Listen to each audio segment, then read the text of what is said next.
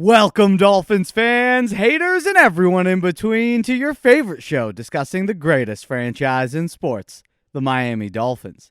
This is the PhinsPod. My name is Moose, your host, and I'm sorry to say I was wrong. I was very wrong, because not only did the Miami Dolphins fail to come away from London with a season-saving victory against the worst franchise in sports, but no, this organization, that is the Miami Dolphins, despite latitude from fans, occasional flashes of brilliance, and money and assets being spent, this organization has failed to create a winning product yet again. Yet again. Today, we're going to look at the specifics of this rebuild. What went wrong? What is going wrong? What can be salvaged? And what's next for the only constant with this team, the fans? Grab some tissues and let's dive in.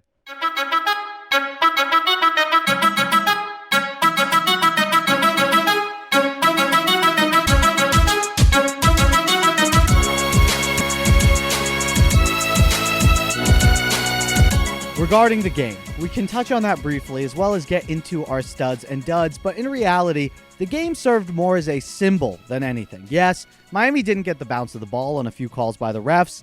The injury bug hitting at quite an inopportune time hurt as well, with both Xavier Howard and Byron Jones being out, but ultimately, you were playing the Jacksonville Jaguars. No excuses. If you're a good team, a team not only with playoff aspirations, but aspirations of keeping the same program for years to come, you don't lose this game. The Dolphins should have won. They were frankly the better team, but something is missing, and that led to a loss. Whether poor coaching, poor play calling on both sides of the ball, and worst of all, just no identity. The team that played last season doesn't exist right now, and I can't tell you why. Just to get over this debacle, let's hit on our studs and duds of the game. Our first stud, Tua Tagovailoa. I'm happy to say that, and we're going to talk more about his future with the team in a segment coming a bit later, but man, if you told me he would perform the way he did and we would still lose, I wouldn't believe you. Coming off an injury, Tua showed some serious growth and had perhaps one of his best games of his young career. He finished 33 of 47 passing, that's 70% completion rate, 329 yards, 2 touchdowns, and a pick. For those of you who think that we need to move on at quarterback, that the signal caller is the issue, because I already know you're going to get half a dozen comments in here saying, see, Tua sucks. I don't know what to tell you. Yeah, he made a few mistakes which likely could get corrected going forward, but overall, he played a really good game. He is not the reason we lost to the Jacksonville Jaguars. Remember what I said. If he comes back and the offense looks good, then it goes to show you just how much he was covering up for this team. Well, he returned, and there seemed to be rhythm and flow to the offensive attack at times. Usually, when that rhythm or flow stopped, it was due to a penalty or a bad call, which just shut momentum down. Overall, I liked what I saw from Tua and look forward to seeing how he develops over the course of the year. Frankly, we may be appealing to a new head coach, considering that the quarterback is in position to do well. Our first dud, Brian Flores. This loss is on him first and foremost. As much as I like the guy, and as much as I believed in him, Sunday morning showed us something. This team, they don't play for him. I mean, damn, Flores is a defensive coach. That means he brings a good defensive play and strategy to the table. Really? I'm not seeing that. If you're a defensive head coach and your defense continues to be the problem, then what exactly are you bringing to the table? Aside from some historic turnaround, which I don't see coming, I also don't see how he survives the year. The rumors and reports that the team has stopped listening to Flores become seemingly more and more truthful every week. Perhaps Nick Hicks was actually onto something. Our second stud goes to Jaylen Waddle. He had a much better performance with Tua back. He finished with 10 catches, 70 yards, and 2 touchdowns. Those 2 touchdowns were huge and definitely a good sign regarding the chemistry between your 2 first-round picks. His chemistry with Tua, like I said, is clear, and I do like what he's developing into. The first touchdown was that audible from Tua to Jaylen. Every other play on the offense thought it was going to be a run, but Tua liked the matchup he saw, called the audible, and attacked it. The result? A quick slant touchdown, which capped off a great opening drive. After the first drive, I was like, here we go. This is the team I've been waiting for. We're going to dominate. but that did not transpire. Waddle looks like a true building block for the future, and that's a silver lining that you can take away from this otherwise garbage season. Because frankly, the way that the team is played as a whole, no complimentary football, like I said, no identity, it is deflating. It really is. And I know you guys feel the same way I do. But again, now going forward, it's important that you find those pieces that will be part of the next iteration of this Dolphins team. I hate that we're saying that this early, but that's really what it's looking like. And that's the conversation that you have to have when you lose to the Jacksonville Jaguars. But like I said, Waddle does look like a real building block for the future. And again, hopefully Tua is there to maximize that chemistry. Our second dud, Noah Igbenogany. It was good to see him suit up. It really was. But both Byron Jones and X out was the only reason he came in. But still, I hated seeing him listed as an inactive every week. Well, aside from a couple of great catches made over him, Noah was not impactful. I don't think he looked like the worst corner ever. There's definitely something to work with. But again, considering where he was taken, 30th overall, he is not panning out. Frankly, the pick of Igbenogany hurts both Flores and Chris Greer's case of staying on and continuing to make decisions with the roster because you know that was a joint pick. Our final stud, yet again, and truly who I believe to be our best player, Mike Gesicki. It is evident that he has a rapport with Tua, and the lefty's return was great news for the tight end looking for that contract extension, which the Dolphins better give him. Gesicki finished with 8 receptions, 115 yards. He is a weapon over the middle, and if the Dolphins don't extend him, then frankly, I'm not sure what kind of approach that they have. I am fully confident that another team would happily turn around and pay him, making him into a household name. It just sucks that this franchise continues to hold great players back. He's on pace for 1,000 yards and does look like one of the top tight ends in the league. For that reason, I think Miami would be dumb not to extend him. He's one of the few offensive bright spots, aside from Tua and Waddle, and someone I do believe can be a building piece for this franchise. Our last stud goes to the offensive play caller. So in this case, George Godsey. So many times I was left scratching my head. So many times. It felt like the Dolphins knew what they were doing, they were let into a cook, and then they'd murder any momentum with some dumbass play call, usually a forced run up the middle. The play that I found to be a fireable offense was Miami's final offensive possession and their final offensive play. 4th and 1. The game is tied. Miami can either punt, force the game into overtime by leaving a long field for Lawrence and the Jags with not a lot of time, or you go for it. Now, in hindsight, punting would have been a better idea, but I respect us going for it. You're playing the Jaguars, screw overtime, win the game. Make a statement and start bringing this season back from the brink of disaster. It's 4th and 1. Tua has been your best player all day. You've proven you can't run the ball in short yardage situations, not only in this game where you were unable to do it, but all season long. So what do you decide? To run the ball up the middle with Malcolm Brown, of course. Duh, they wouldn't expect it. Of course you fail to convert. And the rest is history. Yeah, that play call cost us the game, in my opinion. I believe Tua would have converted if given the chance, but no, you had to hand it off. The reason that call was made is so mind-numbing. It not only does it not show an understanding of the game from this offensive coaching staff, their inability to know what players are doing well, who the hot hand is, and how you should play it, the strategy, the chess match, they don't have it. Not only does it show that, but also that they do not believe in Tua. They don't have faith in the kid. Not only do they not trust him, they fail to put the proper guys in positions to succeed. And again, it is alarming that even after Tua showed out on the field, you still don't have faith in him. When the game is on the line, you decide to take the ball out of his hands. Mother of God, why? Why would you think to do that? At this point, I know firing the whole regime would not do much in the short term. I'm on the side of riding out the season, and we'll talk plenty more about that. We have months to do so. But seeing what these coaches have and whether anything could be retained from this iteration of the rebuild, that's what I think the rest of the season's about. But I do want a corpse. I want a body. I want somebody to be able to point to and say, yep, that guy should be gone, to send a message to the whole franchise, not the locker room, the coaches. And as much as I don't think it's likely, I would like that guy to be George Godsey. Elevate Charlie Fry up to play caller. Let him work with Tua intimately, and hell, he won't make any stupider calls than we've already seen from Godzi. And now, a quick word from our sponsor.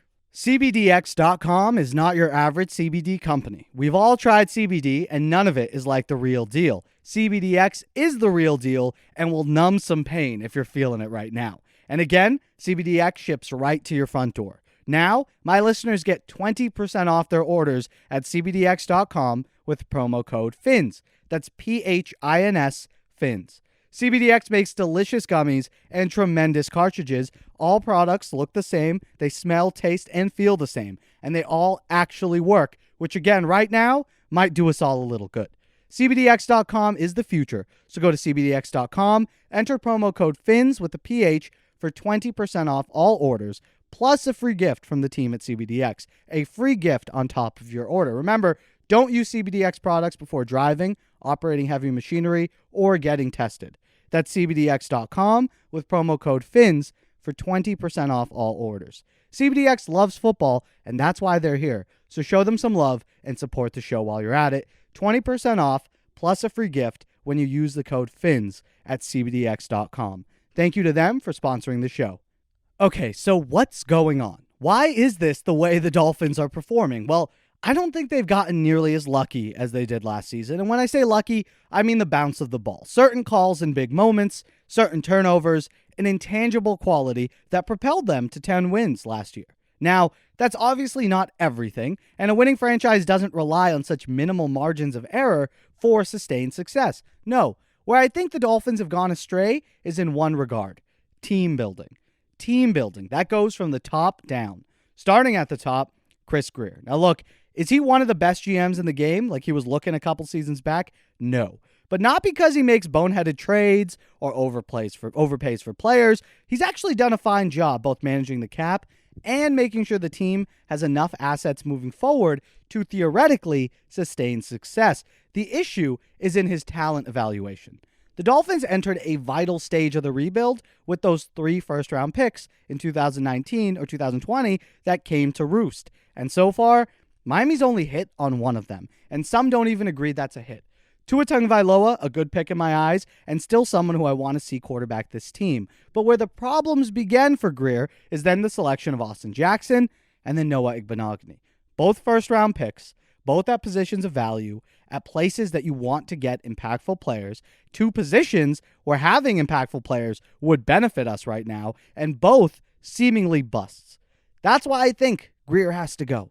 And I don't like calling for jobs here. You know I've been a staunch defender of Grier, but now that the eggs have hatched and we're seeing the final product, I'm not sure anyone can call this acceptable. So, team building when it comes to the draft is Grier's mistake, but perhaps the bigger issue with this team, and that's roster management. Where players fall in the depth chart, the packages being rolled out, how to position guys for success, who to retain and who to let go, that is on Brian Flores. I love Flores. I do believe he's a good coach. Hell, if we fire him and he gets another job, he'll succeed. He's smart, understands the game, but where I think he is struggling is with managing personalities, keeping guys focused and ready to play, which is not an excuse when you've molded the roster to your liking.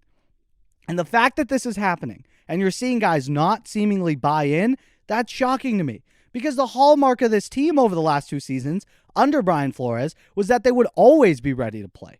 So far this season, there is a real disconnect between what the coaches are preaching and what's being executed out there. There's no identity to this team. On offense, on defense, none. Play calls are inconsistent. Snap counts are inconsistent, which leads me to believe that the coaches don't actually know where certain guys fit best. Certain guys have just stopped developing too. Guys like Robert Hunt, Raekwon Davis, Andrew Van Ginkel. Maybe cutting a guy like Bobby McCain was not a great idea either for his leadership, football instincts, and understanding of the game. Whatever it is, Flores has seemingly lost the locker room. Not that there's finger pointing going on or general toxicity from what most would consider a lost locker room, but his message is no longer ringing true as it once did. Disciplined football is not being played. So many unnecessary penalties. Fundamentally sound football is not being played. A lot of mistakes. You can't lose to the Jacksonville Jaguars and snap the 20-game losing streak that they were on. Trevor Lawrence be damned. I don't care that he's good, because he's going to be good. but you can't expect to lose that game and have guys continue to buy in. There's no culture, and that's the responsibility of a head coach. In the coming days, we'll look at the roster, look at the remaining schedule, and try to parse out what we can in the coming games. Now, it's about evaluating the talent we have at this moment, the coaching staff, as well as seeing whether we're wrong. Maybe this was an outlier in what will become, hopefully, a great career for Brian Flores. Maybe the remaining calendar will show that this team does have fight. They're young, they were making a lot of dumb mistakes and still trying to find themselves. Maybe we end the season on a hot streak and look pretty good, entering into an offseason with plenty of capital, both on the draft and in free agency. Or you continue to fall flat on your face and have to begin yet another rebuild. That's what the next 2.5 months are all about. Figuring out who and what this team is, what we want to keep for the future, and what has been holding back that we must cut out. I cannot imagine what Stephen Ross is thinking. He has put so much on the line for this team, not just with a new training facility, but with the continued loyalty that he's shown to Chris Greer. This morning, being the butt of all the jokes across the league, you can't feel too good. I wonder if his mind is already made up, if he knows where he wants to go, or if he's going to just let the regime ride out the year, but then internally, he's already looking for new candidates and trying to sweet talk the biggest names out there. Jim Harbaugh, anybody? More reports are going to be trickling in regarding that front. I think we're going to have an idea of where Ross is heading based on a lot of the rumors and reports that we're seeing, because again, as we know from the Watson stuff, anytime the Ross camp wants to leak, they leak hard. But we have to wait and see. I know for me, the remainder of the season will mainly be focused on who is the core of this team going forward, who to build around. I'm not sure what you think, but I really liked what I saw from Tua, and we'll get into that this week. If he continues to build on what we saw and take away the few mistakes he made, then by season's end, I do believe we have a quarterback to build around. Perhaps a quarterback who can draw a big name hire for GM or even head coach because they want to build a team with a steady quarterback. It'll be interesting to see the fallout. Definitely not fun. Definitely not what I hope to be talking about this soon into the season, but it is what it is. Like I've said before, pain is nothing new for us Dolphins fans. It's important that we continue to channel that into critical thinking, analyzing our team to try to see whether we're doomed for yet another repeat, damned in a horrible cycle, or if there is hope to be had yet. I know right now how we're feeling. There really isn't much hope, and I'm not even going to try to bullshit you. That was a bad loss. Definitely the worst loss of the year because you got Tua back. You're playing the Jaguars. It's on national TV, and you embarrass yourself and lose. But still, there is a whole season left to be played. So be sure to stick with us, as we have no intention of leaving this team, suck or not. Hang in there, pod. Not a lot to look up to now, I know, but hang in there. We'll be here the whole time. Brown remains. Tagovailoa goes back. Grab, got away, and got the pass away. Caught on it by Waddle. Hit on the play by the linebacker Wilson. Causing penalties. They've been able to overcome it the first time, but they put themselves in a tough spot. Now 1st and 15. Tua with a nice throw, and across the middle it goes, and this is receiver Matt Collins. Offensive backfield with Tagovailoa. And offers a block and buys him time. And downfield he goes. That's Gesicki, the tight end. Lawson's got him. Jenkins has him, but not before he moves to the 28. Myles Gaskin in the backfield. 2nd down and 7. Tagovailoa. Blocked by Davis at the right tackle on the move. And here he goes. Hits the deck at about the 6-yard line. And that's where he'll be put down.